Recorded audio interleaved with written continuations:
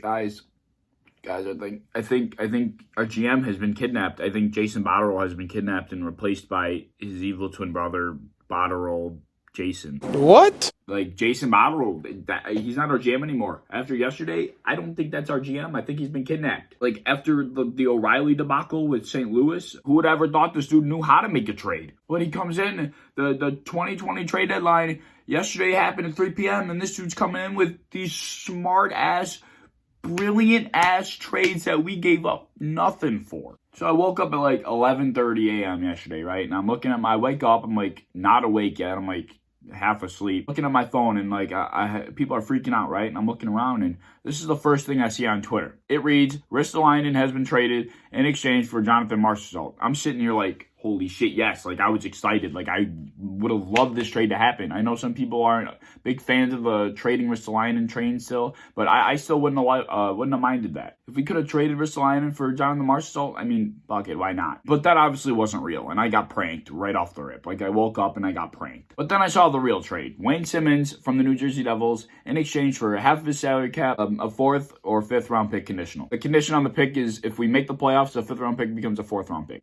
And I was reading up and down on Twitter, and Mike Harrington, my boy Hayden's dad, I don't usually agree with his takes when it comes to the Sabres because he's all ripping on Carter Hutton. And I love Carter Hutton, and everybody's mean to him, and he deserves better. But he actually said something I agree with. People were, like, upset with this Wayne Simmonds trade. How could you possibly be upset with this trade? If you're upset with this trade as a Sabres fan, I think you're spiteful. I mean, and to even reach farther, I think you almost want us to, like, be unsuccessful if you're upset with this trade. Wayne Simmonds is not old yet. He's 31. He's getting there, but he's not to the point where you can't play anymore. This isn't football where you hit, like, 31, your knees break down, and you can't play anymore. Hockey players they have a little more durability. Wayne Simmonds has a couple more good years under him, the type of player that will go in the corner, throw a hit, stand up for teammates. I'm not saying our guys don't stand up for each other now, but nobody's big enough to like throw that hit or to get in somebody's face. But Wayne Simmonds is that guy. We needed that grit. We needed that power. We needed that body that will go and throw and change the tempo of a game. Considering we only gave up this fourth, fifth round pick for him, that's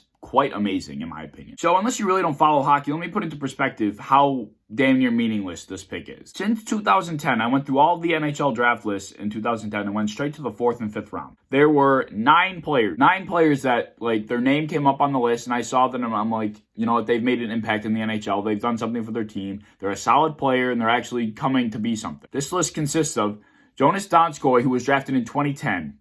Jean-Gabriel Pageau, who was drafted in 2011, who's just now starting to become, relevant and make an impact. Johnny Hockey, who was drafted in 2011. Now he's almost like a diamond in the rough. Like, that's rare. Like, that's really rare. Colin Miller, who's our very own defenseman right now in 2012. Alexander Kerfoot, drafted in 2012. I think he's still on the Colorado Avalanche, if I'm not mistaken, but he's doing some solid damage. Jacob Slavin, who's on the Hurricanes, I believe, right now, and he's not great. He's not a flashy goal scorer, but he's definitely a solid third liner, second liner. Miles Wood, drafted in 2013.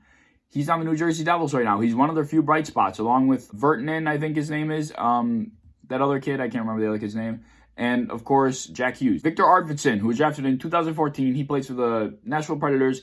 He's one of their solid players as well. And then Sebastian Aho, he's playing for the Carolina Hurricanes as well. He's drafted in 2017. I don't know. I can go and look up all the exact stats for each of these guys and bore you to death with how many points they have per season and blah, blah, blah. But I just did it based on, like, if you know their name, they're making an impact. And to say there's only 9 guys that have been drafted since 2010 in the 4th and 5th round that have actually, come into the league and made a name for themselves, that pretty much shows you how damn near useless the pick becomes. So to give up basically a 1 in 150 chance of drafting a somewhat decent player that will maybe become something 8-9 years later, it's a good deal. If you notice with that list, 8 of those 9 guys were drafted before 2015. So the development period for players is just sometimes so long. They don't hit their peak until they're 26, 27 years old for some guys. So you're drafting them when they're 17, 18, 19 years old and don't become anything until they're done playing in the minor leagues for good solid 6-7 years even. I didn't include goalies on this list, by the way. There were a couple goalies that I noticed, but I didn't include them on the list because for the most part they are drafted lower, and if you draft them high, they usually end up screwing up. Rick DiPietro, cough cough. But yeah, we gave up a pretty much useless pick for Wayne Simmonds, who is a guy that will help us make a playoff push now. Then the other trade happened. I was at work, and I didn't know this other trade was coming. I don't think anybody really knew it was happening. And we trade for this guy, Dominic Khan or Cahoon. I really don't even know how to say his name. And to be honest with you, I didn't know who the hell he was. But I was reading along, I was doing a little research, and he got I think like 30 points right now on the Pittsburgh Penguins. He's a third line center. When you want to know about like a player, if you don't know where you're getting them from a different team, you always got to look at like the reporters from their city. Like, so I went and I was looking at reporters from Pittsburgh, right? And they were kind of upset with the trade. They didn't understand the trade. Why would they trade for two third, fourth line wingers in Evan Rodriguez and Sheary in exchange for their third line center who is young and he's really coming up and making an impact? Like, why did they do that for two bombs, pretty much? But we pretty much on that end gave up Evan Rodriguez, who wanted out of Buffalo in November, December. Like, this dude's requesting a trade when he doesn't even belong in the NHL. Like, that actually pissed me off. And then Connor Sheary, who I liked, he's a good kid. Like, he's a good grinder, but I mean, he really doesn't do much other than when we play the Penguins anyway. So all in all, Jason Botterill flipped a fourth conditional fifth round pick or fifth conditional fourth round pick, and Evan Rodriguez and Connor Sheary, who basically did nothing anyway, in exchange for Wayne Simmons, who's the type of grinder, hard player that we need, and a third line, maybe even second line center. No, not second line. Third line center. Even if we move him to wing, I'll strangle somebody. But a good future young kid for basically nothing. How could you be upset with this trade deadline? Jason Botterill, my hat goes off to you, my sir. It's a great time to be a Sabres fan. Carter Hutton has been playing a lot better. I don't want to hear anybody shit on that poor man, but he's been playing a lot better.